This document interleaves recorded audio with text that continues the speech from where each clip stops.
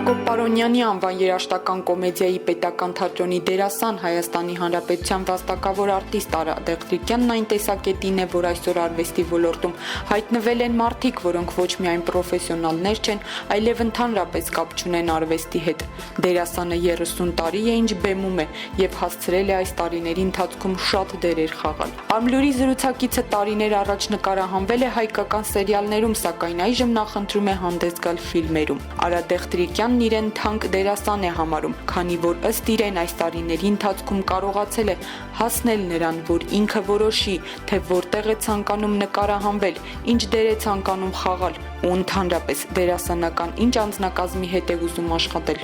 Դերասանը ցավով է նշում, որ այսօր ոչ հաճախ կարելի է պրոֆեսիոնալների տեսնել հայ արվեստում։ Արա Դեղտրիկյանն այն դերասաններից է, ով խաղացել է Ազգային ժողովի հանրապետական խմբակցության նախկին պատգամավոր Հակոբ Հակոբյանի Ճոյտի նկարահանած ֆիլմում, որն այդպես էլ էկրան չբարձրացավ։ Դերասանը մեծ հետ զրույցում ներկայացրել է ֆիլմի սցենարի բովանդակությունն ու խոսել ֆիլմում իր դերի մասին։ Եվ այսպես Արա Դեղտրիկյանը դեռևս մանկուց է արվեստի ճանապարհն ընտրել։ Ես ծնվել եմ Երևանում 1965 թվականին, փետրվարի 14-ին։ Սովորել եմ այն ժամանակ կոչվում էր Կրուպսկայայի անվան դպրոց, համար 19 դպրոցը, հիմա կարծեմ Նիկոլ Աղբալյանի անվանն է։ Նույն ժամանակ սովետական տարիներ Կրուպսկայայի անվան դպրոց։ 10 տարի այդտեղ եմ սովորել եւ հետո որոշեցի ավարտելուց հետո ընդունվել Գեղարվեստաթատերական ինստիտուտ։ Չեմ կարող ասել ինչից առաջացավ այդ ցանկությունը, երևի նրանից, որ ծնողներս ինձ փոքր հասակից, դպրոցական հասակից շատ են տարել, թե թատրոն, թե կինո, այսինքն միշտ արվեստը ինձ հետ, այսպես ես շփվել եմ արվեստի հետ, ու բավականին որակյալ ներկայացումներ, որակյալ ֆիլմեր, որակյալ համերգներ, չգիտեմ, իհարկե տանը զարմացան, չէին սպասում, որ այդպիսի ընտրություն կանեմ, ու ընդունվեցի, հենց առաջին փորձից ընդունվեցի երջանկահիշատակ Զավեն Տատինցյանի կուրսը դերասանական։ Կրթությունը դերասանը կիսատ է թողել, քանի որ 2 տարի ծառայել է բանակում, որից հետո վերադարձել ու սկսել է պրոֆեսիոնալ աշխատանքով զբաղվել։ Առաջի կուրսը, որ ավարտեցի, այդ ժամանակ հրամանը փոխվեց, արդեն ոչ թե ավարտելուց հետո էին տղաները գնում բանակ, այլ հենց տարիքը լրանում էր, տանում էին։ Ու ինձ առաջի կուրսը ավարտելուց հետո ես գնացի ծառայելու սովետական բանակում Բելարուսիայում, 2 տարի ծառայելուց հետո վերադարձա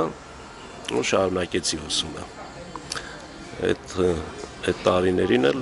հենց ծանոթացա ապագա կնոջս հետ։ Կարինեն սովորում էր Հրաչյա Ղափլանյանի կուրսում։ Մենք զուգահեռ կուրսերում հայտնվեցինք, հետո որ արդեն սիրահարվեցինք, սկսեցինք հանդիպել, ես Կարինեին առաջարկեցի տեղափոխվել մեր կուրս, ինքը սիրով համաձայնվեց, ինքը տեղափոխվեց մեր կուրս։ Ներկայացումներ ունեինք, ուսանողական թատրոն կար, առաջվա շենքը դե հիմիկվա ինստիտուտի տեղունջի, Իսահակյան փողոցի վրա։ Ներկայացումները տեղ խաղում էինք, լավ դերեր եմ ունեցել, հետաքրքիր, բայց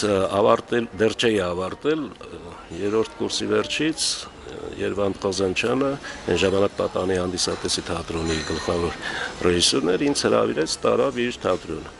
Ու սկսեցի ես իմ առաջին քայլերը, որպես պրոֆեսիոնալ բեմ, արդեն դա Պատանի հանդիսատեսի թատրոնն էր։ Ընդհանրապես դերասանի աշխատանքը համարվում է ոչ շահութաբեր աշխատանք, ինչու Արա Դեղտրիկյանը շարունակեց իր աշխատանքները բեմում, որն է եղել բեմում նրա առաջին դերը։ Առաջին մեծ դերը դա Զորավար Անդրանիկի դերն էր, Կարմիր Կիրակի զինվորը։ Անդրանիկի պատանեկության տարիների շրջանին վերաբերող պիես էր, որտեղ ես խաղում էի Զորավար Անդրանիկի դերը, շատ հետաքրքիր դերասանների հետ, ընդհանրապես գտնում եմ, որ մարդը պիտի սիրով անի իր գործը։ Եթե չես սիրում քո աշխատանքը, դա կվերածվի տանջալի մի տառապալի վիճակի։ Չէ, ես սիրով եմ անում գործը, ճիշտ է, աշխատավարձը կցանկանայինք, որ շատ ավելի բարձր լիներ, բայց հիմա սա է, չգիտեմ,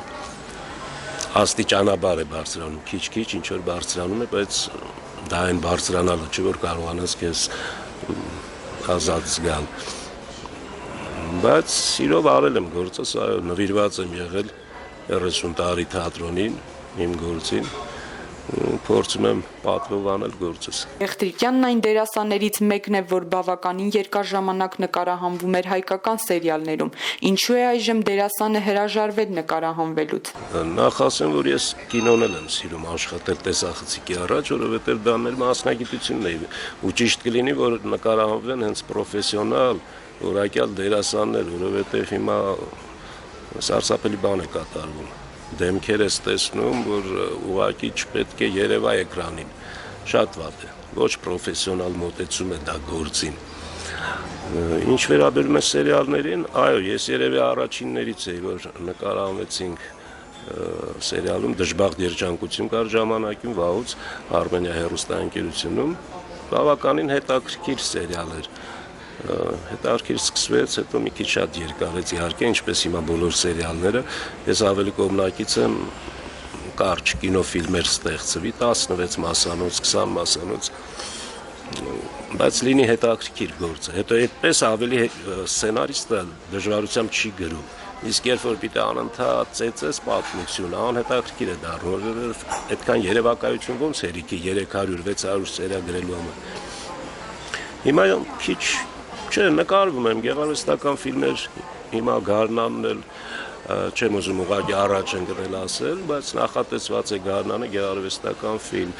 Իսկ այն ինչ որ առաջարկվել է, եղել են առաջարկներ, կամ ինձ չի հետաքրքրել, կամ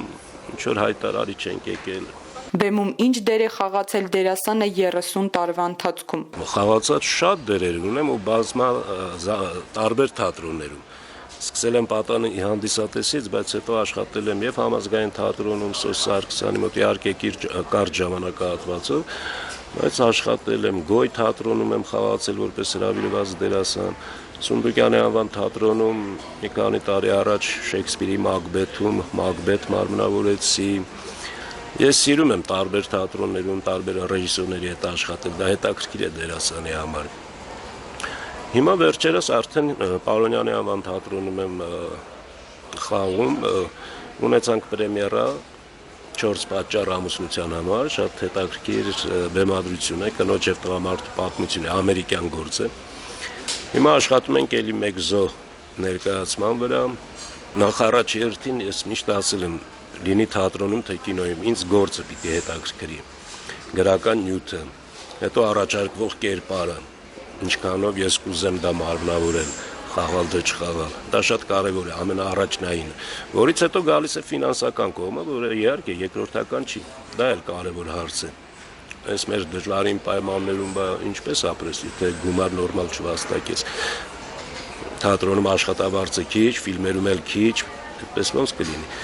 Ֆիլմում բնականաբար ավելի բարձր է աշխատավարձը, վճարումը, բայց եթե գործը ինձ շատ դուր գա, իհարկե զիջումների կարող եմ գնալ։ Այնպես չի, վերջ-վերջը խոսում ես, բանակցում ես, գալիս ես ընդհանուր հայտարարի։ Ազգային ժողովի հանրապետական խմբակցության անդամ Կարինե Աճեմյանը Արա Դեղտրիկյանի կինն է։ Դերասանը պատմում է պատգամավորի գործնեության մասին ու ներկայացնում, թե հեշտ է պատգամավոր կին ունենալը։ Այո, հեշտ է։ Մենք փորձում ենք առանձնապես այդ մեր աշխատանքային խնդիրները կամ ինչ-որ ներվը չմտցնել տուն, որովհետև տունը այնտեղն է, որտեղ պետք է հանգստանալ, դա բնականաբար խոսակցություններ, թեմաներ լինում է, որ քննարկում ես, բայց առանձնապես չենք ծանրացնում մեր առօրյան։ Նախ առաջերտին, որ այդ աշխատանքից ես բան չեմ հասկանում։ Այն ինչ որ չեմ հասկանում, ես փորձում եմ չխառնվել։ Իսկ գոհ եմ թե ոչ, այո, գոհ եմ, որովհետև կարծում եմ կինոս ակտիվ պատգամավոր է։ Ու դա դատարկ ակտիվություն չի, ուղղակի ակտիվ երևալ, ինքը խելացի է, ինքը շատ հարցերում գիտակ է, ու ինքն էլ է սիրում պրոֆեսիոնալ մոտենալ իր գործին, դա շատ կարևոր է, մենք երկուսս էլ դա գնահատում ենք, ու կարծում եմ, որ կինս իրեն վատ չի դրսևորում որպես պատգամավոր, իհարկե շատ անգամ ինքը հարցեր բարձրացրել, Դե բնական է, որ միայն իրենից կախված բան չէ, դա ընդհանուր որոշումներ են լինում, կարծում եմ այդպես է, բայց որ ինքը ակտիվ է ու հարցերել է բարձրացնում, ինչ որ հարցեր է լուծում է։ Արդյոք դերասանը համարում է, որ Հայաստանի Հանրապետության քաղաքացին այսօր ապրում է ապահով Հայաստանում, գոհ է այն իրավիճակից, որը տիրում է Հայաստանի Հանրապետությունում։ Գիտեք, ես մի բան եմ նկատել, մենք անընդհատ հիմա բողոքում ենք, մի տեսակ բողոքավոր ազգ ենք դառել։ Ինձ թվում է ով է լինել, մենք բողոքելու ենք։ Լավ է լինի, ինձ թվում է մենք բողոքելու ենք։ Մեր մոտ գիտեք, արդեն մի տեսակ այդ չարությունը, չարամտությունը, չոր մաղձը շատ է։ Հասկանում եմ, որ հազար մի պրոբլեմներ կար, բայց անընդհատ սևացնել, ինձ թվում է անընդհատ փնովել, ամեն մեկը թող գոնե փորձի իր տեղում լինել ճիշտ։ Շատ անգամ խոսում են մարդիկ այնպիսի բաներից, որ մեկը կասի, գոնե դու սուս մնա, այդ տնական, չէ՞, բայց հետո կքննադատեն վերևները, բայց ինքը իր տեղում արդեն ինչ այլանդակություն ասես անում է, այստեղից պիտի սկսել, ամեն մեկը ինքն իրենից։ Բնականաբար իշխանություններն էլ պետք է մտածեն շատ հարցերի մասին ու իրենք էլ կարծում եմ տեղյակ են, չէ, ինչ պրոբլեմներ կա։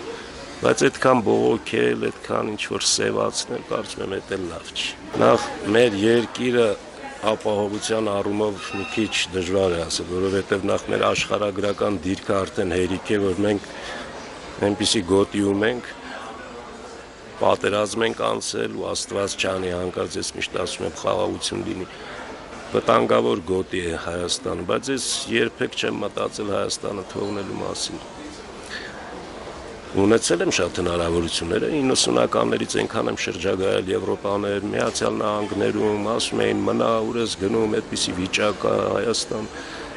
Չէ, չգիտեմ, ես կապված եմ այս հողին, գիտեմ, որ շատ դժվարություններ կա, մեզ համար էլ հեշտ չի, մենք էլ ունենք պրոբլեմներ։ Ինչու է դերասանը որոշել նկարահանվել Հայաստանի Հանրապետական խմբակցության նախկին պատգամավոր Հակոբ Հակոբյանի ֆիլմում, որը վերաբերվում էր Հայոց ցեղասպանությունը։ Երբևէ Հայոց ցեղասպանությանը վերաբերվող ֆիլմում նկարահանվել է դերասանը, թե ոչ, ու ինչու ֆիլմը այդպես էլ էկրան չբարձրացավ, ներկայացնում է դերասանը։ Չէ, նման ֆիլմում չեմ նկարվել,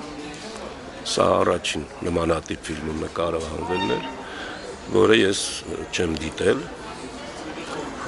էկրան չբարձրացավ ֆիլմը, ինձ զանգահարեցին իրենց ասիստենտներից, ու ասեցին, որ այսպիսի առաջարկ ունենք, մենք հանդիպեցինք, Հակոբ Հակոբյանն էլ ներկա էր, այո, զրուցեցինք, խոսեցինք, ես ասացի, որ պիտի սցենարը անպայման կարդամ, որովհետև ինքը շատ պատկերավոր սկսեց պատմել ֆիլմը, ես ասեցի պատմել պետք չի։ Ինձ ամբողջական սցենարը տվեք, ես կարդամ, դերը նայեմ, որ դերն եմ, որից հետո համաձայնվեմ, թե չհամաձայնվեմ։ Ես կարդացի սցենարը բավականին ինձ դուր եկավ։ Հետաքրքիր սյուժե ուներ։ Իսկ թե հետագայում այս խոսակցությունները որ կան, թե ինչ է կատարվել, որովհետև ես նկարահանվել եմ իմ տեսարանները, բնականաբար մյուս բաները չեմ տեսել։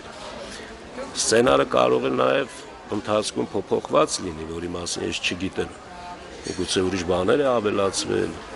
Ինչ դեր է կատարել Դեղտրիկյանը Հակոբ Հակոբյանի ֆիլմում ու ինչ է իրենից ներկայացնում ֆիլմի սցենարը, արդյոք այն վտանգավոր էր հանրության համար, քանի որ արգելեցին այն ցուցադրել։ Ես իմ կերպարը թուրքի կերպար էր, թուրք գյուղում թուրքերի հետ առաջնորդն էի։